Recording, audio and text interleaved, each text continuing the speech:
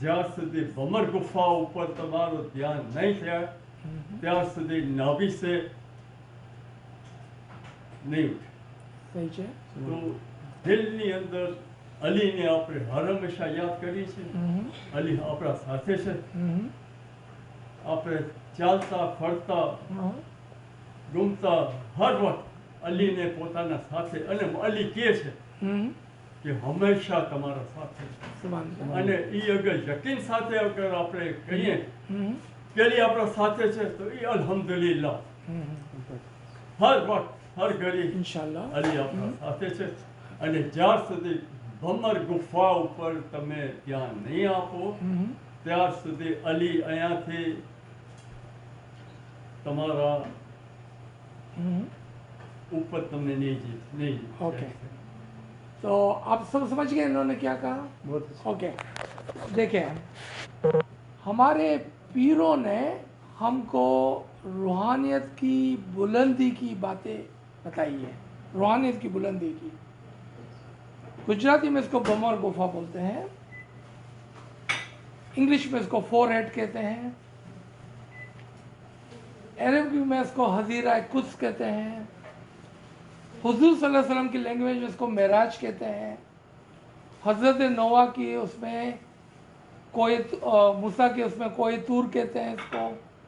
ये सारे अलग अलग नाम हैं कौन से मकाम के, जिसको गुजराती में असल मकाम बोलते हैं।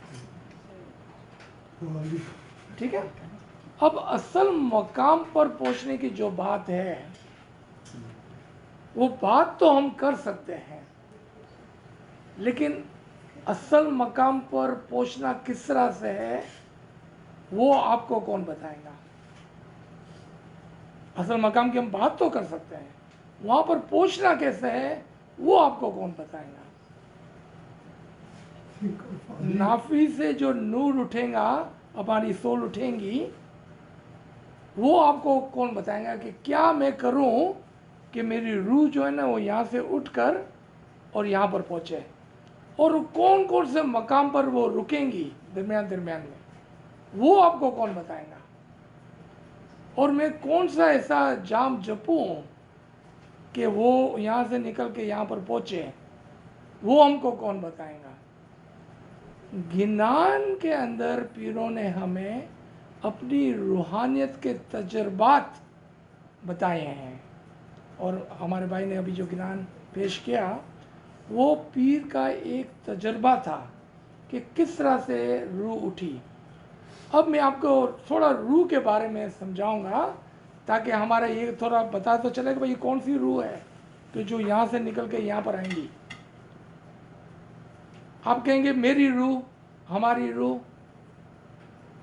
एक्चुअली हमारी रूह के कितने हिस्से हैं और कितने दर्जात हैं, पहले उसको सुन ले और समझ लें, फिर डिसाइड करना कि कौन सी रूह यहाँ से निकल के यहाँ पर पहुँचने वाली है। आपको अंदाज़ा होगा कि इमाम का इल्म कितना गहरा और कितना सच्चा है, आपको अंदाज़ा होगा इस बात से। जब हमारी माँ प्रेग्नेंट होती है, उसके अंदर जो रूह आती है, क्या वही रूह है जिससे हम पैदा हुए हैं? नहीं, वो तो एक मिनरल सोल थी जो फादर के स्पर्म से मदर के हमल में चली गई। There was a mineral soul, and that mineral soul जब उसने माँ का खून पिया और उससे ताकत हासिल की तो उसके अंदर वेजिटेटिव सोल आया। नहीं सुना होगा आपने कभी भी, क्योंकि हमको रूह के बारे में कुछ पता नहीं है। फिर वहाँ से वो उसके अंदर एनिमल सोल आया। एनिमल सोल के दो हिस्से हैं, एक जो हमको मूवमेंट देता है, ये जो हम हाथ पांव लाते हैं ना, this is due to the animal soul. And जो हम स्पीक करते हैं, लेकिन कौन सा स्पीक, जो हम आवाज़ निकालते हैं, लैंग्वेज नहीं, वर्बेज नहीं, हम जो साउंड निकालते हैं ना, that comes from animal soul. So animal soul has two attribution of the movement and of the speech or the sound. Then comes human soul. But the human soul has three parts. And we call that three parts of the rational soul makes a human soul. अगर मेरे में हिम्मत होती, मेरे में थोड़ी जुर्रत होती, तो मैं बोलता कि हो सकता है कि हम में से यहाँ कोई भी नहीं है कि जो कंप्लीट ह्यूमन है, लेकिन मेरे में इतनी जुर्रत नहीं है मैं बोलूँ ये कि हम में से यहाँ पर कोई भी नहीं है जो कंप्लीट ह्यूमन है, क्योंकि हमारे भाई ने जो गिनान की मिसाल दी है उसके मैं डेप्थ में जाके आपको बताना चाहता हूँ कि वो कौन सी रूह है. Three parts of rational soul. First part of rational soul, English में इसको इंडिविजुअल रेशनैलिटी कहते हैं. जब हम बच्चे को सिखाते हैं कि बेटा देखो ये चीज़ गर्म है, उसको हाथ नहीं लगाना, तुम जल जाओगे, तो बच्चा तमीज़ करता है कि ये अच्छा है मेरे लिए और ये अच्छा नहीं है मेरे लिए. यानी इसको हाथ लगाऊंगा तो मैं जल जाऊंगा, अदरवाइज मैं सेव करूंगा. लेकिन वो क्या समझता है पता है कि this heat only will burn me individually. He can not rationalise कि यही हीट है ना, अगर मैं आपको लगाऊंगा तो आप भी चल जाएंगे. He can not rationalise that. And you have seen probably some children, they take the match and they don't burn themselves because they know they're going to burn.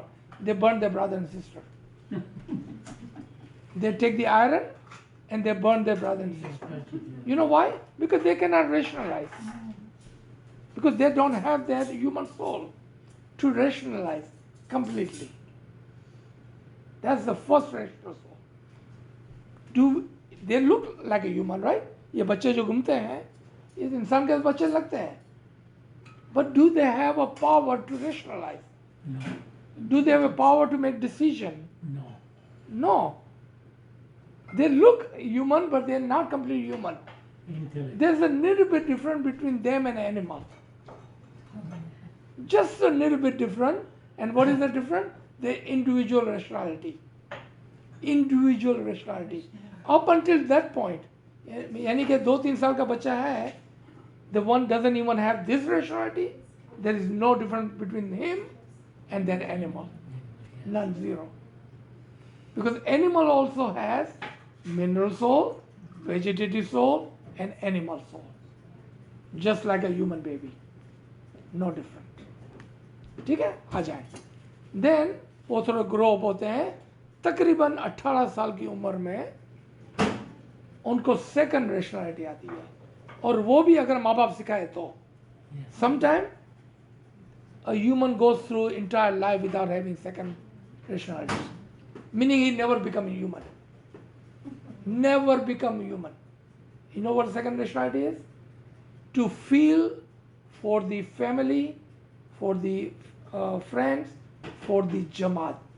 Is called a collective rationality. Collective rationality. यानी कि you feel what is good for me is good for all. What is bad for me is bad for all. How many people do we know personally who don't care for anyone? You know why? Because they never grew the second rationality. They never grew second rationality. What do we call them? Beta, what do we call them? Selfish. Selfish. Right. Because they never grew the second rationality. It's self-centered. They are self-centered.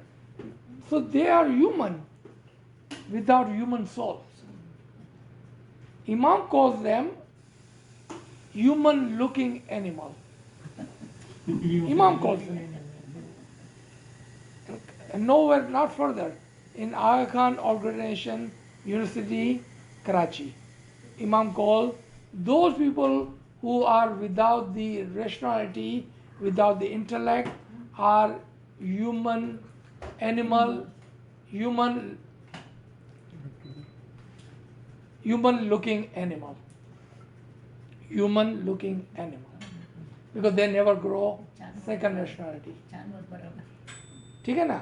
अब comes to the third, to become a human है, खाली human बनने के लिए.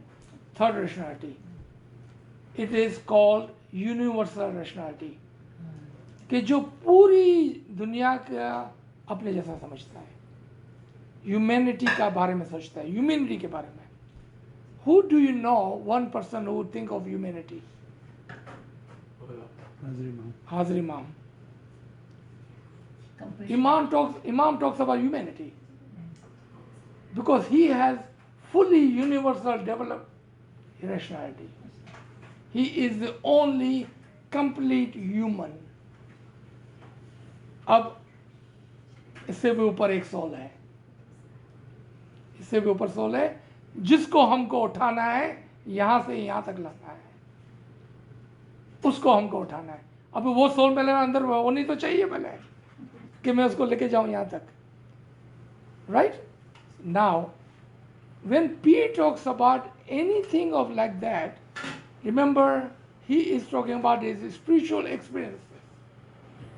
Spiritual experiences. वो spiritual experiences को एक well के अंदर छुपा कर हमको बयान करता है. भाई ने वर्ड यूज किया कि बम और गोफे पर तवज्जो दो आप. हमारे खारदर के शेरली सर हमको फरमाते थे, आप जानते हैं उसको अच्छी तरह से, कि वो हमको बहुत बचपन में सिखाते थे कि जब आप इबादत करो तो यहाँ पर फोकस करना. ठीक है ना. लेकिन ऑफ कोर्स हम बहुत छोटे थे, हम नहीं समझते थे, हमको नहीं पता था कि यहाँ पर कैसा फोकस करें और क्यों फोकस करें. We didn't understand that. We did not know why and how and what is the purpose. What is the purpose, right. Last soul जो ह्यूमन को एक कंप्लीट ह्यूमन बनाती है. अभी हमने बोला कि इमाम कंप्लीट ह्यूमन है, and that is the Holi spirit English में बोलते हैं. रूहुल कुद्दूस हमारी ज़बान में बोलते हैं, और आदम के किस्से में खुदा की रूह. हमारी गुजराती लैंग्वेज में मोला बापा नी नूर. ठीक है ना. ये सब एक ही बात है. अलग अलग लैंग्वेज, अलग अलग वो कोड. जब हमारे अंदर वो रूह आती है जो पाक रूह होती है, किसकी? इमाम की. इमाम की. लेकिन वो कब आती है? जब हम मुकम्मल तौर पर एक हो जाते हैं, यानी कि ह्यूमैनिटी के अंदर. और उसके लिए मैं अपनी तरफ से नहीं, मैं मौला का फरमाता हूँ, और आपने हर एक ने जो इबादत में जाने वाले हैं वो मुखी साहब से सुना होगा, एक मन थियो अल्लाह मेरिया, बिकम वन हार्ट.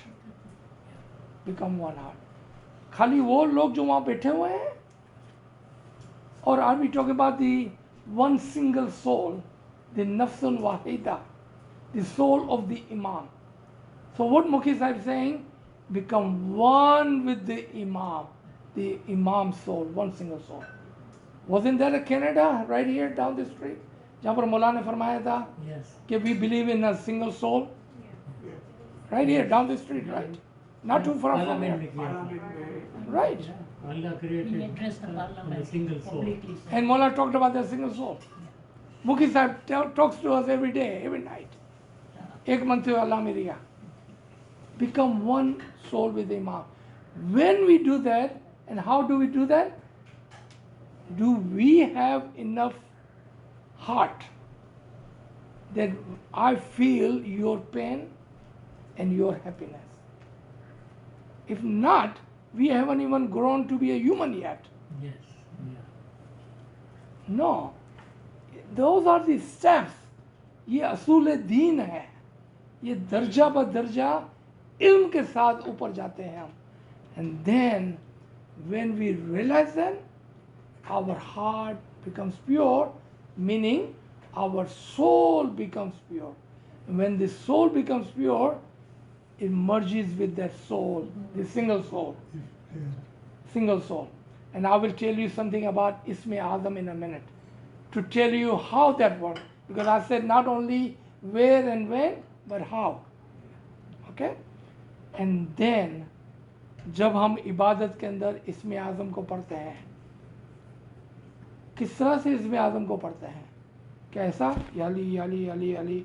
नहीं, ऐसा थोड़ी पढ़ना होता है। तो भाई की आइडिया बहुत अच्छी है, and he is right on the dot, वो बिल्कुल सही सोच रहा है। बट जब हम बोले या अली, तो इतना जोर होना चाहिए इसके अंदर कि हमारी रूह जो है ना वो सीधी ऊपर जाए, Awakens. सीधी ऊपर जाए।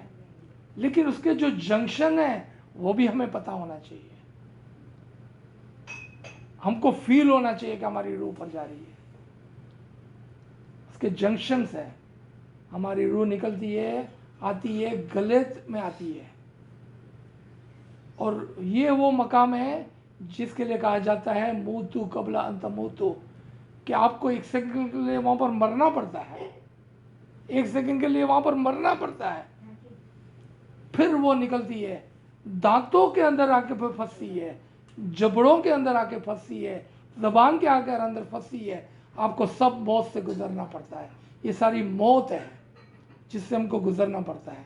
मौत के बगैर असल जिंदगी नहीं है, लेकिन उसके लिए हमको फिजिकली मरने की जरूरत नहीं है। We do not have to die physically, but we can spiritually die Spiritual. Again and again and again and again, ताकि हमारी वो रूह को जगह मिले ऊपर जाने की। And then it comes higher and higher, and it goes through your eyes and to the top of your head right here. And what will you see there? ये भी तो हमको पता होना चाहिए। भैया हम अली मुर्तज़ा की औलाद है, कोई आलू चालू थोड़ी है लोग, राइट? अली मुर्तज़ा की औलाद है हम, वो हमारा बाप है, रूहानी बाप है।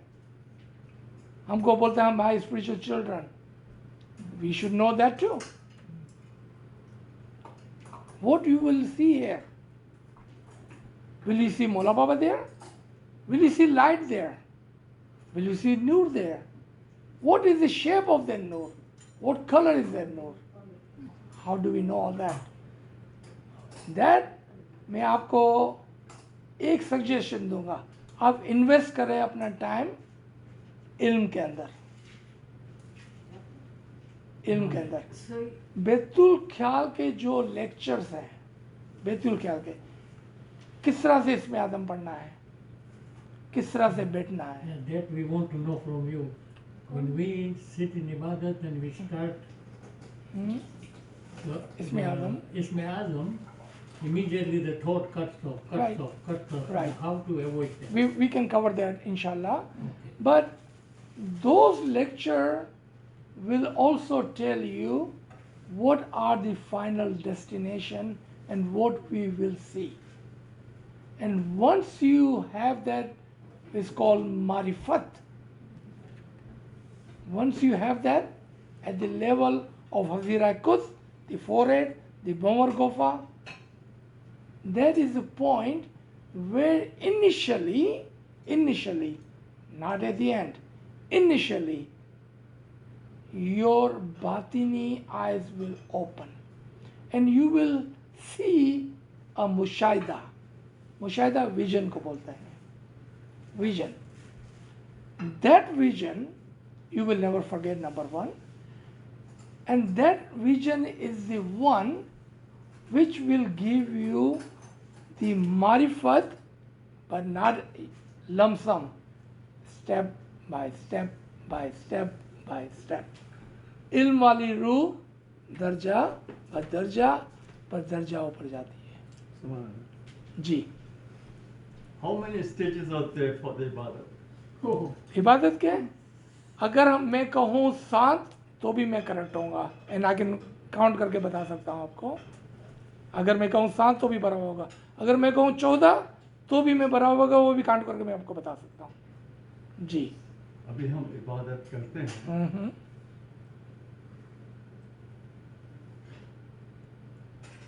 जैसे आपने भी कहा और मैंने भी कुछ महसूस किया कि नाभि से जब उठता है वंकनार, नाभि से जब उठे वंकनार रास्ता रहे तेरे बहने के तेरे पर 10 miles for and what that's mean, कुछ उसके ऊपर रोशनी आप डाल सकेंगे प्लीज? ओके, 10 नंबर जो है ना वो आदम का नंबर है, शायद आपको पता होगा। ये जो हमारे पीरों ने हमको हिंदू कॉन्सेप्ट से जो हमें दिए थे, मैं उसको आपको इस्लामिक कॉन्सेप्ट के अंदर ट्रांसलेट करके बताता हूँ। क्योंकि हमें जब खोजों को हिंदू से बनाया गया था तो हमको हर वो दर्जा दिए गए थे जो हम समझते थे 600 साल पहले एज ए हिंदू, राइट। हम मुसलमान से इस्माइली नहीं बने ना, हम तो हिंदू से मुसलमान बने, ठीक है ना। तो 10 का जो नंबर है मैं आपको मुस्लिम इस्माइली नज़रिए से समझाऊंगा, क्योंकि ना तो मैं हिंदू हूँ और ना ही मैं हिंदू मज़हब को सिखाता हूँ और ना ही मुझे उससे कोई सरोकार है, ठीक है। क्यों नहीं है? क्योंकि वो उस वक्त इम्पोर्टेंट था जब हमारे पास वोकेबलरी नहीं थी, जब हमारे पास इस्माइली कॉन्सेप्ट ही नहीं था। हम हिंदू थे ना, तो हमारे पास हिंदू कॉन्सेप्ट है, इसलिए हमको जुग की बातें बताइए, पता नहीं क्या क्या बातें बताइए, and I'm not gonna go into it, and neither I care for it too much, neither I like to talk about it, because we have the current language, current language. Number 10 का जो बात की वो बहुत ज़बरदस्त उन्होंने बात की। सांस की भी मैं आपको समझा सकता हूँ और 10 के पहले मैं आपको समझा दूँ क्योंकि आपने 10 का नंबर बताया। तो आदम के लिए मौला ने फरमाया कि आप जब आपके पास वक्त हो तो आप सोचें कि आदम कौन था, कहाँ से आया था, उसको किसने भेजा था और उससे पहले क्या था। अब यहाँ पर मसला क्या है कि हम अगर आदम का सोचने बैठते हैं तो वो 7,000 साल पहले आया था, कोई बोलेगा कि 50,000 साल पहले आया था। भाई मेरे को 100 साल पहले की पता नहीं है, तो how I am going to think about 7,000 years. But अगर इमाम ने हमको फरमान फरमाया है कि आदम के बारे में आप सोचें, then it is definitely 100% possible to know the Adam. Adam है सरनदीपी। अभी मैं आपको एक पर्टिकुलर आदम की बात कर रहा हूँ, not a common generic, but I am talking about a particular. उसका नाम था तखुम बिन बजाला, यानी कि बजाला का बेटा तखुम, उसका नाम। किसका? आदम का। कौन सा आदम? जो 7,000 साल पहले आया था, उसकी मैं बात कर रहा हूँ, ठीक है। वो एक मोमिन था अपने जैसा और बहुत ही मेहनती खेरूत था, बहुत ही मेहनती था। जब इमाम तशरीफ लाए और कहा कि मैं इसमें आज़म देने वाला हूँ, तो फरिश्तों के साथ, जिसमें इब्लीस भी था, आदम भी पहुँच गया। एक मोमिन शख्स क्या लेने के लिए? इसमें आज़म लेने के लिए। और वहाँ पर उसको इसमें आज़म मौला ने इनायत फरमाया। अभी आप बोलेंगे कि आदम के ज़माने में इमाम कौन था कि जिसने इसमें आज़म दिया? हाँ, उसका नाम था इमाम हुनैद। इमाम हुनैद जो थे ना, वो इमाम शीश से पहले के इमाम थे। वो इमाम शीश का नाम आपने शायद सुना होगा, वो उससे पहले के इमाम थे। इमाम हुनैद ने उनको इसमें आज़म दिया। जब उसको इसमें आज़म मिला तो उसको पता चला कि खाली इबादत करने से कुछ नहीं होने वाला है, इल्म की भी ज़रूरत है। तब जाकर उसने इल्म की सीढ़ी पर पहला कदम रखा, इल्म की सीढ़ी पर पहला कदम रखा, और उसको बोलते हैं मुस्तजीब।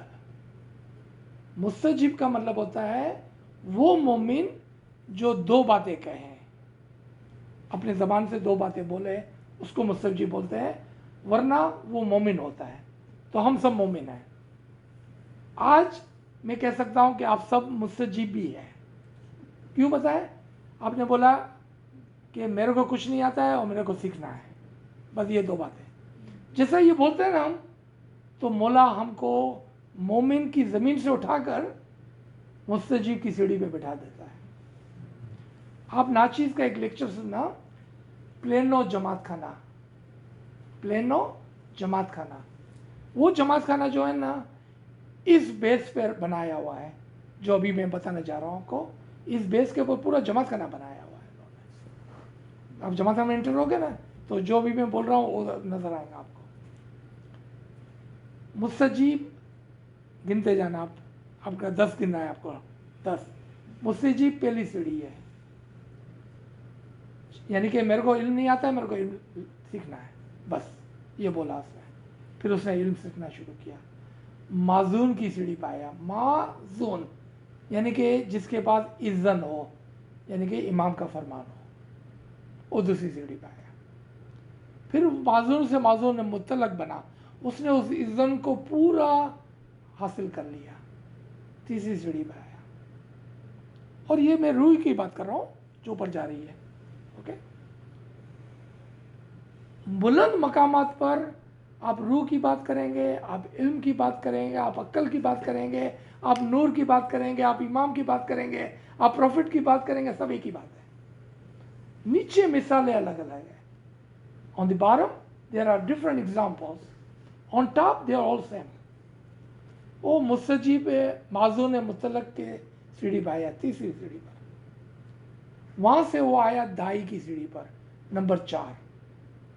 मौला की इतनी मेहरबानी हुई है हम पर कि हम सबको बोला कि तुम दाई हो। Yes. Important. अगर हम समझे तो हम चौथी सीढ़ी पे हैं आज, अगर हम समझे तो। नहीं, जमीन पर मोमिन है हम। पहले हम समझते हैं कि हम मोमिन है तो हम बड़े तीर मार दिए हमने। मोमिन जमीन पर है, बाकी सब ऊपर है, चौथी सीढ़ी पर है।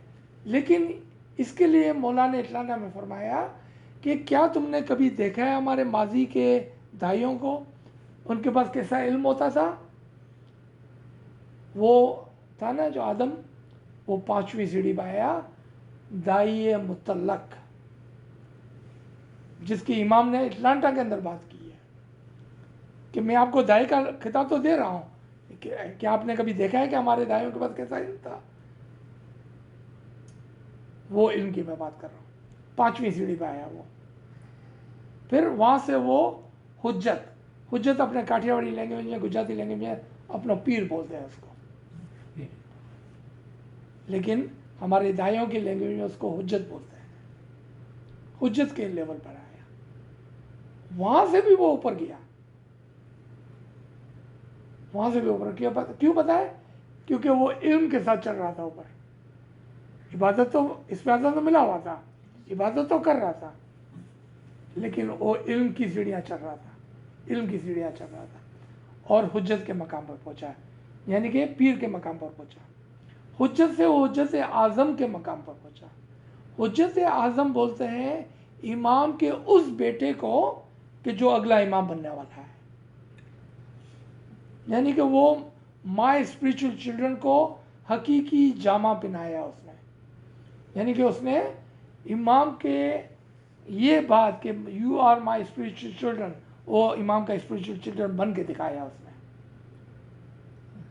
ठीक है, और ये भी मैं बताऊंगा कितने दिनों में बन के दिखाया, ताकि आपको ऐसा नहीं लगे यार मैं तो अभी, मेरे पास टाइम नहीं है, मेरी तो पूरी ज़िंदगी निकल गई है, मैं कैसा चढ़ूंगा इस सीढ़ी पर।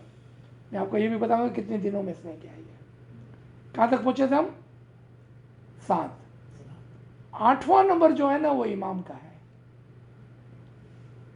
कौन से इमाम का है? उसको बोलते हैं इमाम मुस्तकर।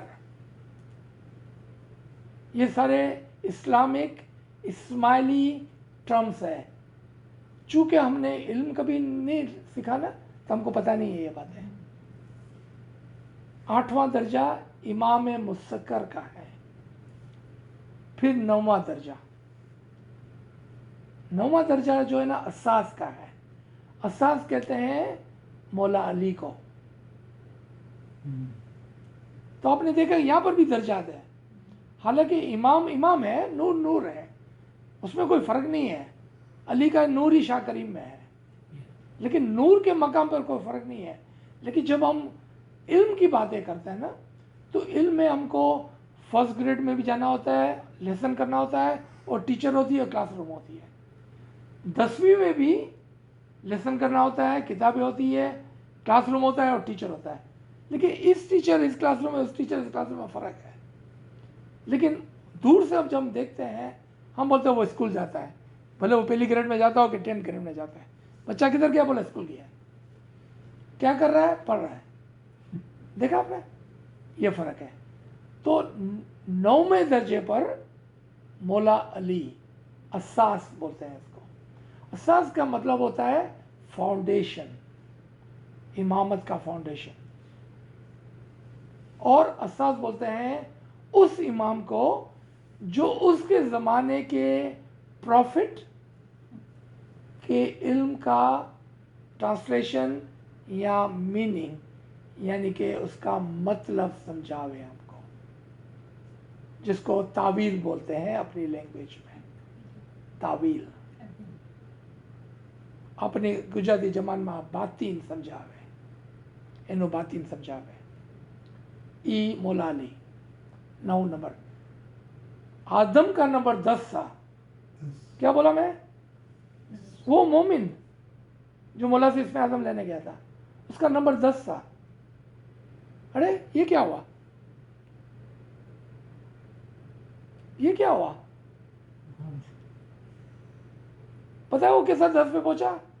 मुल्ला ने फरमाया है कि आपने देखा हमारे पीर जो है ना वो बहुत ही अक्लमंद थे। हमारे पीर जो है ना बहुत होशियार थे, वो अक्ल से काम लेते थे। आदम जो था ना बड़ा अक्लमंद था। आदम का नंबर क्या था नूरुद्दीन भाई? 10। लेकिन कहाँ से शुरू किया था उसने? 1 से नंबर शुरू किया था। 10 के अंदर और 1 के अंदर क्या फ़र्क है? 1 और 0। 1 जो है ना जाहिर का है, 0 बातिन का है। वो 1 से लेकर बातिन तक पहुंच गया था, इसलिए उसका नंबर 0 था, यानी कि 10 नंबर था उसका। जब हमारी ये रूह यहाँ तक पहुँचेंगे ना, हम भी आदम जैसे बन जाएंगे। कुछ नहीं। हम भी आदम जैसे बन जाएंगे। और अगर ये बात यकीन नहीं आता है आपको, मैं आपको फरमान दे देता हूँ। अगर आप चाहें तो पीर सदरुद्दीन जैसे बन सकते हैं, अगर चाहे तो आप ईसा जैसे बन सकते हैं, आप चाहे तो फरिश्ते जैसे बन सकते हैं, आप उससे भी ऊपर जा सकते हैं, उससे भी ऊपर जा सकते हैं। सुल्तान मोहम्मद शाह फरमा। राइट? वो 40 दिन के अंदर, खाली 40 दिन के अंदर वो 1 से 10 नंबर तक पहुंच गया। तो इमाम ने क्या फरमाया? इस ज़मीन पर तू मेरा खलीफा है, इस ज़मीन पर तू मेरा खलीफा है आज। और इमाम ने अपनी रूह उसके अंदर फूंक दी। इमाम ने अपनी रूह उसके अंदर फूंक दी, आदम के अंदर।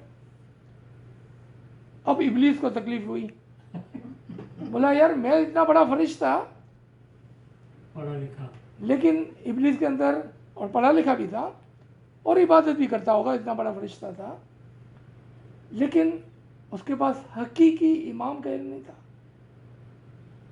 क्योंकि अगर हकीकी इमाम का इल्म होता तो वो एक मुस्तजिब से पहले उधर पहुंचता कि नहीं पहुंचता? वो 10 नंबर पे नहीं पहुंचा, वो इबादत तो करता था, लेकिन हकीकी इमाम का इल्म नहीं था उसके पास। आदम के पास हकीकी इमाम का इल्म था, और उस इल्म से फ़ायदा उठाते हुए वो 10 नंबर पे पहुंचा। ये 10 स्टेजेस है रूह के, ये 10 स्टेजेस है रूह के। और ये आपको इस हमारे दाइयों की किताबों में मिलेगा। देखें 1968 के अंदर पहला फरमान मुझे याद आता है, हो सकता है इससे पहले भी हो। मौला पापा ने फरमाया कि आप हमारे दाइयों की जो ओरिजिनल किताब है ना उसको पढ़ें आप, तो आपको हमारे दीन के बारे में पता चलेगा। 1945 में पिछले जामे में सुल्तान मोहम्मद शाह ने फरमाया, और ये अफ्रीका का फरमान है, दार एस सलाम का, 1945 दार एस सलाम। मौला ने फरमाया कि तुम लोग अपने मज़हब के बारे में जाहिल हो, you are ignorant of your religion. And then मौला फरमाते हैं तुमको अपने मज़हब के बारे में कुछ भी पता नहीं है, you don't know anything about our religion. You know who was sitting there? Not people like me and you. Ivano, Abuli missionary, Yes. and our elite Mr. of our Ilaka. Jamaat. Elite of our Jamaat was sitting there. And Mullah is saying, what? You are ignorant of our religion. You don't know anything about our religion. Even Ivano and Fazlur Rahman of the Bora Jamaat knows about our religion more than all of you combined. Mullah, बोलते हैं all of you combined. कितने बड़े बड़े scholar बैठे हो गए उधर. I'm so happy I wasn't there. मैं तो पानी ढूंढता कि चुल्लू पर के पानी मिले तो डूब जाऊं. Right? Can you imagine? Imam openly is talking about that. That you don't know anything about your religion. How can it be? આપણા જેવા કોઈ બેકાર માણસો તો નતા બેઠા વहाँ તો બધા elite બેઠા હતા. Scholars. મોટા મોટા સ્કોલર બેઠા હતા ત્યાં પર. You know why? Because we have bookish knowledge. We listen to Ginan, we listen to Farman, but we don't understand any of that. Because बोलना कि ये करना और किस तरह से करना उसमें बहुत फ़र्क है. और क्या प्रैक्टिस करें कि हम आदम की तरह बन जाएं, क्योंकि इमाम ने बोला आप सोचो कि आदम कैसा था. That's how we can become like him. सुल्तान मोहम्मद शाह का वही फरमान था. complete being. जी. સુલતાન મોહમ્મદ શાહ का वही फरमान था कि તમે જ્ઞાન પढ़ो છો, બોલો છો, સાંભળો છો, ફરમાન મારા સાંભળો છો, પણ તમે એની માયના નથી સમજતા. Exactly. So that मायना is the batin ilm which we Absolutely. require from you. देखो मैं एक बहुत छोटी Someone मिसाल like देता हूँ, you. then we'll break and then we'll continue with the question. Karima had question too. Ji. I just wanted to ask when you said there's minerals